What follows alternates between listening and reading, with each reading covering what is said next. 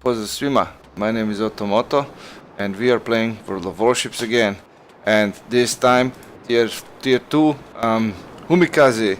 It's a Japanese destroyer, and if you remember in the last episode I really got owned by one of these, so I wanted to buy it again and try it out for myself to see what's up with this little ship. Why is it so good? I have seen these do really well in other matches, so slowly it turns out to be a really good, a fun machine, and it's only a tier 2, so you can unlock it in instantly. Basically, you're right there. So I'm not sure if this is just the closed beta thing. Will they be so good once the game is released? Because had to sneeze, sorry about that. Because they seem a little bit overpowered to me, but you know, we'll see. As all gamers, you know, I search for that elusive overpowered thing and then just abuse it as much as I can for fun and profit. I guess that's us gamers, isn't it? Everybody wants to try that. So initially I went left. It's this domination game mode where you are supposed to cap and hold these little areas A, B and C, keep them capped, but also destroy other enemy ships, which is, when you lose ships you lose more points than you gain by killing other ships. So they made it so it pays off to stay alive much more than to be aggressive. Kinda weird, but okay.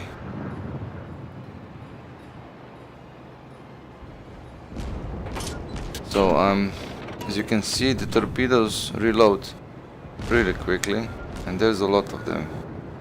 And this part of the map is great for torpedo salvos. My guy gets hit, fortunately. Look at all the torpedoes going everywhere. Torpedo alley. Okay, so I'm obviously gonna attempt to sink this guy, but I'm too late. And of course, from the backside, friendly torpedoes are causing me to reposition my course, and they are here in the middle, so we're gonna try to snipe a few of them from here for the best. And I really do not know if he can see me. Oh, he just fired at me. Yeah, he can see me, so who cares? I'm gonna start firing back.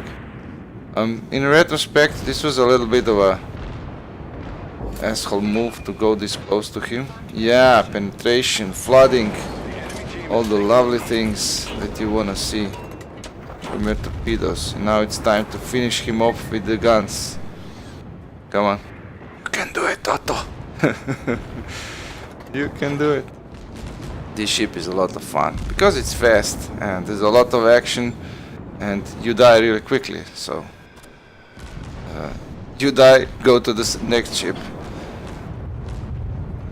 The cruisers, especially the carriers, they are slower gameplay style, really. So it's time to sink this guy. Try to get off a few more shots before he goes behind the island, and he's probably going to be dead by the time I go into the position to shoot him. So we have cleared the upper side of the map completely. They have some chesters, Chikuma. Let's not hit the St. Louis. Okay. Am I fast enough to dodge it? A little bit. No. In reality, this would have been a complete disaster. I would be missing the back portion of my ship, but luckily it's just a game. Now, joking around with the... is this a St. Louis or a Chester? It's a Chester. I had bad experience assaulting St. Louis's. They have so many guns, and this little thing is so fragile that it's not a smart idea to go against them, really. So 4 point something kilometers away, and my torpedoes actually have almost 7 kilometers range, which is fantastic, and that's what makes the ship so much more usable than the American destroyers currently in the closed beta. Because American torpedoes, they do more damage, but they only go like 4, maybe 5 kilometers depending on the ship and stuff. So you need to go so close, well, on these maps anyway, that that you never get into the position to fire them off, really. It's much harder to play with American destroyers than it is with the Japanese. So if you're looking for an advice on what to start with once the game goes live or in open beta, and a hit, it was a dead ship, but still, yay. If you're looking for the advice, really, I would completely recommend Japanese destroyers. They are really fun to play and are fantastic in all regards. However, you do have to you will have to learn the game. It's a tricky game to master, and I must say I'm really enjoying being a complete noob. It's been a while since I was a noob in any game. I mean, I play FPS games, and you know, when you load a new FPS game, you pretty much know what to expect. Or another tank game, you know what to expect. But from this is completely different playstyle from anything I've played before. So good job, Wargaming, really. As I probably mentioned this before, this could be a good esport game. They just have to be careful not to mess up with the rebalancing, constantly shifting rebalancing of the ships and stuff like that. But yeah, it could be good because it has that elusive mix of, oh jeez.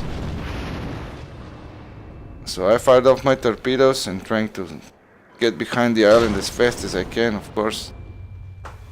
And yep, a hit. Severely damaged. Lovely. I'm trying to go left and right to avoid the fire and just spamming the torpedoes from the back. And look at the range. What do you call it? How much my torpedo tubes can cover, how much of the arc on the side. It's such a large arc, but it doesn't matter really. The ship can turn on a dime for a ship, of course. So these are all points that it could be rebalanced, or if you read that correctly, nerfed.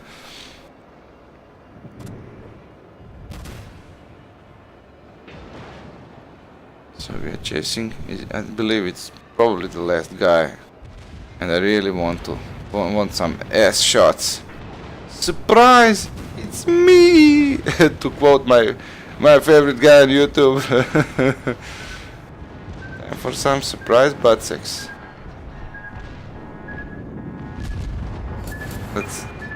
Let's look at it from a close perspective. Go, baby, go! Yes! And down he goes. What a match, man. This was so much fun.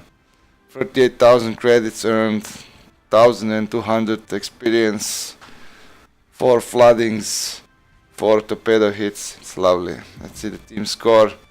Who's the best in the team? No, in the game actually. Yay, by experience and stuff. So yeah, that was fun. This little ship is really good. I'm not that good, but the ship is fantastic.